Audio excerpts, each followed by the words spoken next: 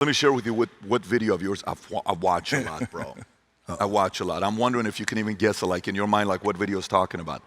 I have watched your eulogy speech of your father, bro, over and over and over and over, and you go up and you're really trying to hold it together, and and I see the pictures when you're, that one video is the best video is the one that like your dad is out there walking out with his chest and shoulders, and then you're on the sideline, young rock, that's the best. That's the best when you're seeing that, right?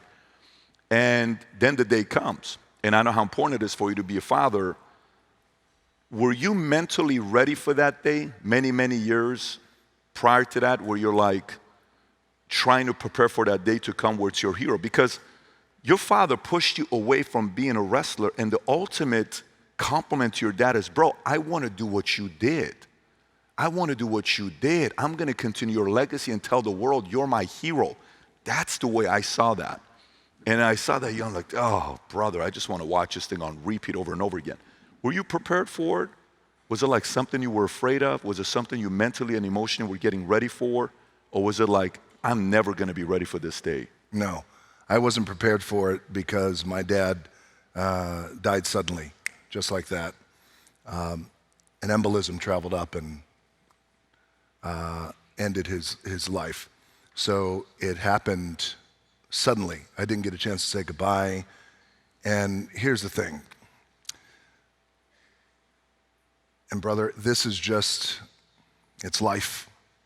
And a month before he died, we got into the biggest fight we have ever gotten into. And we never had a chance to reconcile that. It was brutal. It was brutal. And it was during Christmas time too as well. So Christmas was just tainted, and I felt like shit, and he felt like shit, and my mom was involved, and admittedly I was angry.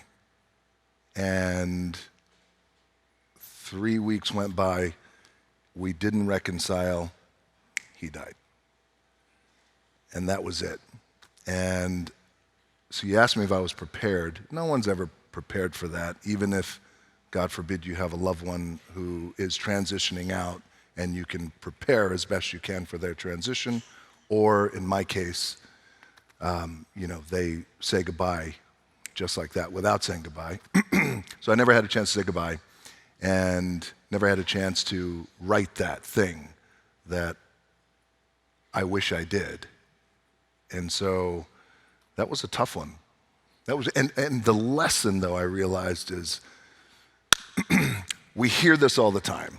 You never know what's around the corner. Hug your loved ones, hug your little ones. I do a lot of work with Make-A-Wish, and every time I do it, thank you. It's so important.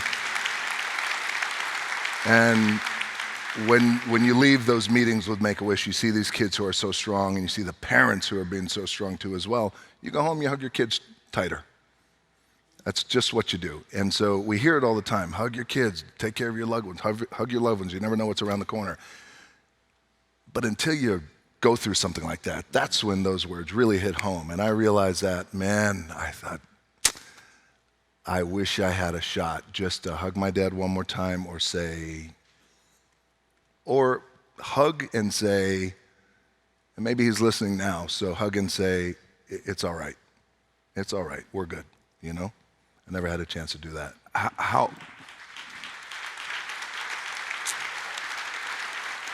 That's why it was so cool meeting your dad backstage. I love that. Yeah.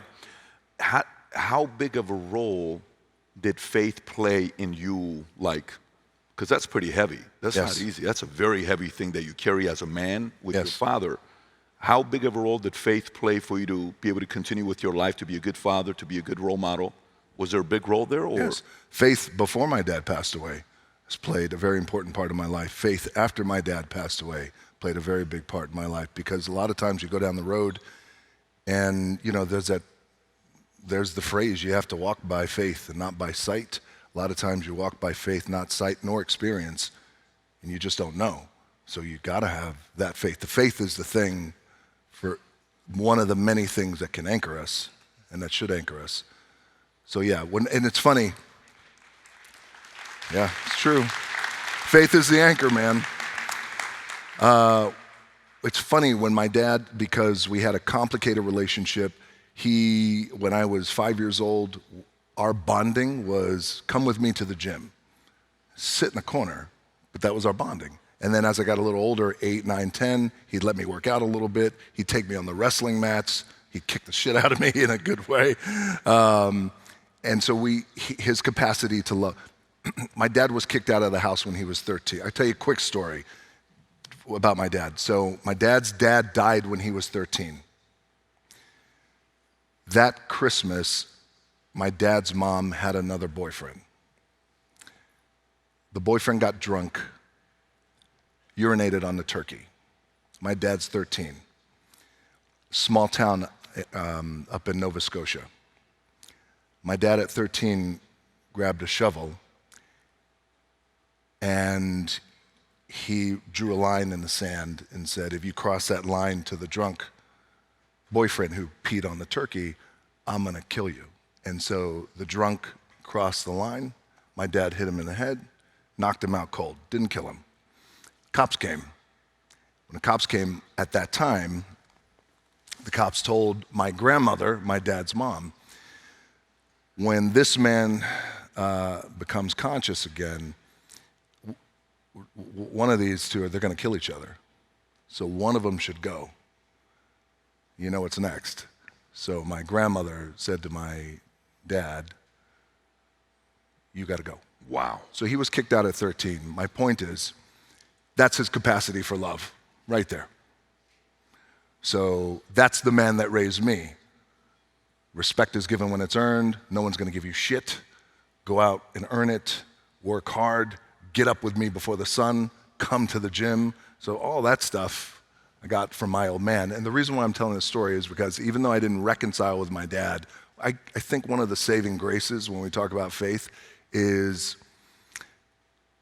if you have a complicated relationship with your dad and you grow up, you start to look at the world differently, like, oh, I want to be the opposite of my dad. I don't want to have that quality. I want to have my own quality. I don't want to do it like that. I want to do it like this. I don't know if I like that. I do it like this. But then when he died, and you really start looking at the stuff that was really important and the stuff that really matters, then you realize, man, I got a lot of great qualities from my old man. Thank you, Dad. And that's the thing that helps me, in a way, reconcile with my old man, and that today I can say, hey, thank you, Pops, for,